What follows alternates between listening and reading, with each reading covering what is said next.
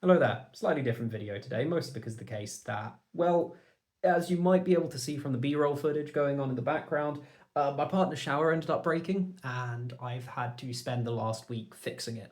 Now, normally most people would end up having a video good to go in these situations, but I'm still kind of getting used to the whole new YouTubing idea, sort of planning and content making and everything. So, yeah, haven't been on top of my A game this week. Hence why also all of my shorts have been in their dining room.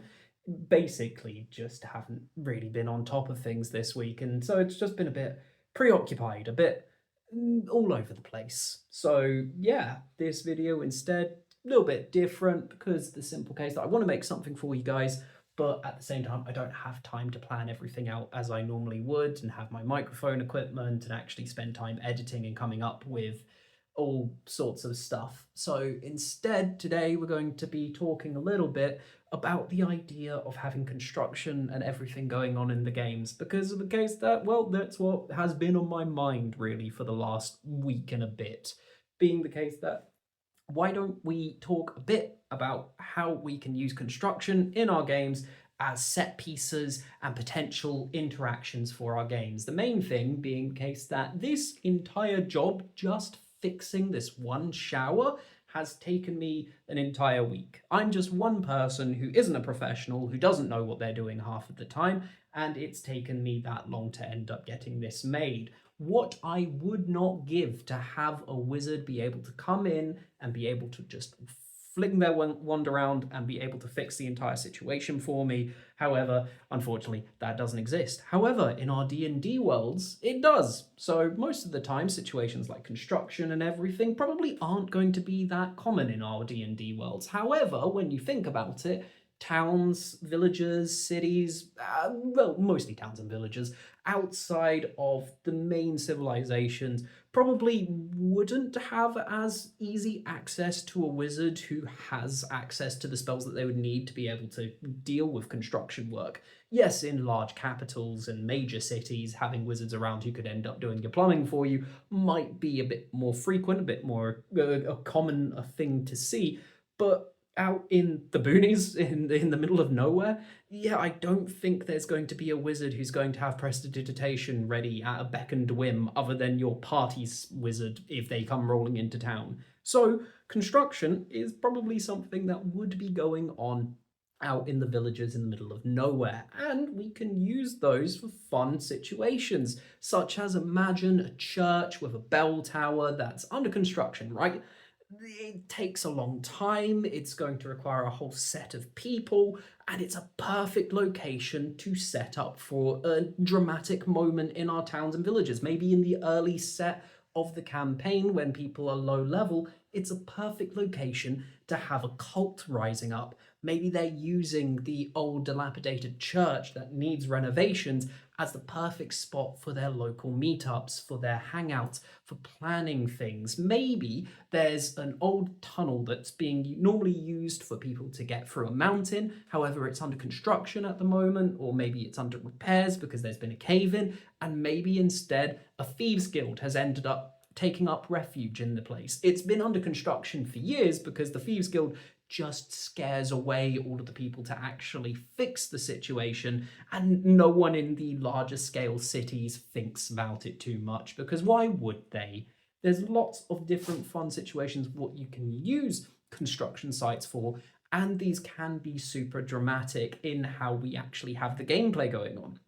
With things under construction, there's lots of hazards, whether it being that potentially ceiling tiles could fall down, holes in the floor could be made, walls could be knocked over. There's lots of different environmental hazards that you could utilize in your combats to make for some really cool, dramatic, impactful moments, especially if you're having the enemies using it to their advantage. If they know that a wall is going to be able to be knocked over, why wouldn't they push it over onto your party to take them by surprise? Why wouldn't the large berserker come busting through that thin wall? Why wouldn't a gang of kobolds have jury-rigged TNT and explosives to collapse the whole ceiling in on people? Of course our enemies are going to use the construction site to their advantage, And of course, our players should use it if they have the opportunity. If they're taking the time to go out of their way and build their own home, it's a perfect place to end up having dramatic moments occur. This is their home. This is their turf.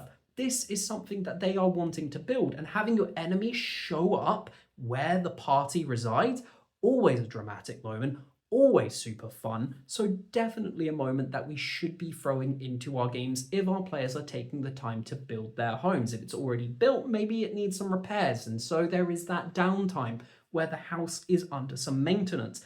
And it's really fun to have those dramatic moments pay off in some way. Maybe during the middle of a fight, the floorboards gave out and everyone fell down into the basement for the fight, which is already dramatic, already a fun moment in the middle of combat. But at the end of the combat, maybe the party realize, hey, this massive hole in the floor actually kind of works quite nicely. Maybe instead we'll put in some railings and we can have a 2-tier floor system going on.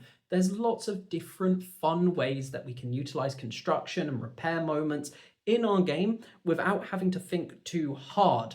But the fun part about using these areas for our storytelling is that it is really as shapeable as clay. Whatever is going on with your construction in the moment can dictate how the construction will end when it is finished. Maybe a wall that got pushed over makes the entire room feel a lot more airy, a lot more spacious, a lot more just breathable. Maybe knocking down some windows really just opens up the whole natural lighting. There's lots of different things that can occur in a construction site for combat, for storytelling, for just roleplay as well. What happens if maybe your party are low on some funds and they could just do with helping out a construction crew for a little bit?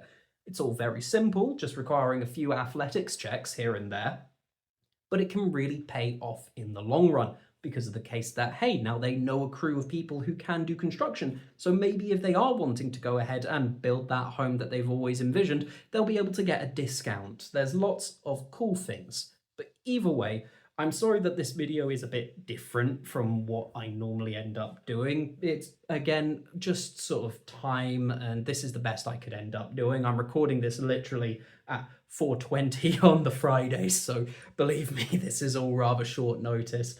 But yeah, I hope you ended up enjoying it. It's just a few random thoughts that came to mind. And if you've ever ended up using construction or repairs or whatever in your own storytelling, write it down in the comments. How did it work out? How did it all go for you? In the meantime, how's it all going, me? One. Yeah, that took a while, didn't it? Either way, I hope you have a good one, my friends. I'll see you all again soon. And in the meantime, have a good one.